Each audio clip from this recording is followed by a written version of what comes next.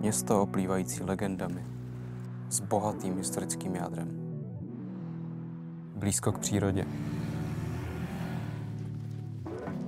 Ještě blíž ke sportu. Se školami, jejichž alternativy budete hledat daleko, jestli je vůbec najdete. Jediné, co tomu chybí, je kultura. Ne, o tu v Trutnově není nouze. Trutnov by pro mě neměl stejnou hodnotu, kdybyste tu denně nenaráželi na osobnosti, které chcete vídat. Není to dokonalé město s perfektními lidmi, ale perfekcionismus zabíjí rozvoj a Trutnov je město, které se rozvíjí neustále. Ahoj, jmenuji se Petr a studuju na lesárně. Mým životním strachem je to, že moc spohodlním a někdy si kvůli tomu stanovuju příliš vysoký cíle. Ale zatím se mi celkem daří je plnit. Když už si chci odpočinout, dělám to v kavárnách. Jednou z mých oblíbených je Bruno, kavárna, kde si přijdu jako doma. Nejsem zásadově orientovaný na kávu. Někdy si rád vychutnám šálek čaje. Ale kromě klasického presa si v Brunu vychutnáte mnoho způsobů přípravy alternativní kávy.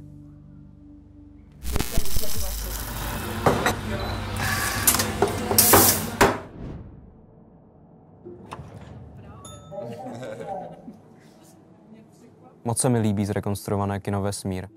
A mrzí mě, že do něj nechodím častěji.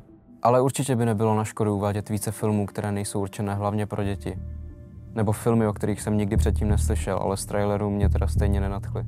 Ale nemůžeme každý den dávat Vyšehrad a Minecraft, že jo? Takže fakt to se jako děje běžně, že prostě si nevyberou lidi, že není na co jít. Ozvučení Dolby Atmos je věc, která normálně se nasazuje do velkých sálů, což asi spoustu lidí třeba překvapilo, proč to není na velkém sále, ale právě na tom malém. Ale Dolby Atmos ozvučení spočívá v tom, že má zavěšený reproduktory i na stropě a tam to nebylo možné provést.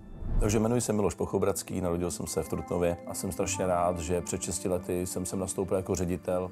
Pořídili jsme učební pomůcky a stroje v hodnotě přibližně 200 milionů korun. Co se týká bohužel jako českého státu, tak od státu, jak od ministerstva školství, zemědělství nebo kraje, jsme získali třeba tak 5 milionů korun, abyste si to dokázali porovnat. A akce samozřejmě, jako jsou České lesnické dny, které začínají mít tradici v Trutnově a návštěvnost na Českých lesnických dnech se pohybuje přes 2–2,5 tisíce lidí, což si myslím, že je něco úžasného.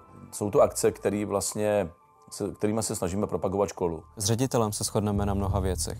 Ať už na hrozbě s názvem mikroplasty, oblibě v pití čaje, nebo názoru ohledně nedostatku kvalifikovaných pedagogů. Přesto si ale mnoha mých učitelů vážím.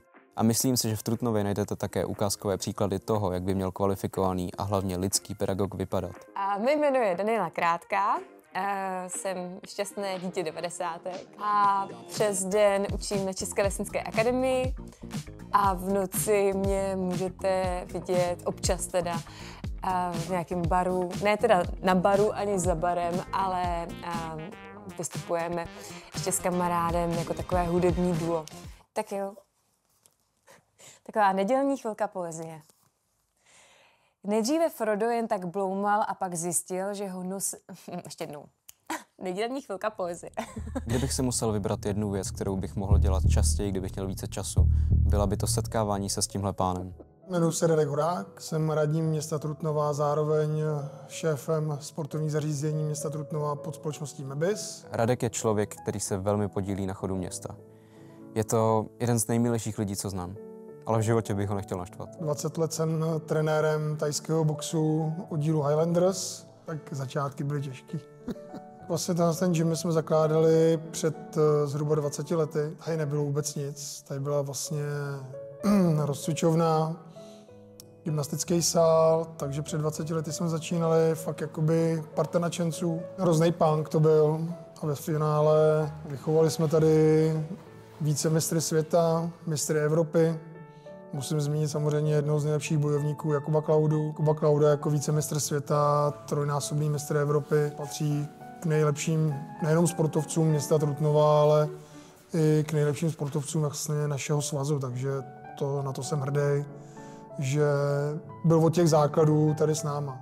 Bez lidí, kterým o něco jde, kteří svou prací pomáhají svému okolí a záleží jim na místě, kde žijí, bez nich by město postrádalo jeho živoucí atmosféru. Chyběla by mu lidskost. Oni se přímo podílejí na zlepšování světa. Místo, aby svou povinnost házeli dál a ulevili si tak od zodpovědnosti. Bez těchto lidí by Trutnov nikdy nedosahoval takových hodnot, jakým dostává dnes. A i díky nim je Trutnov město, ve kterém žiju.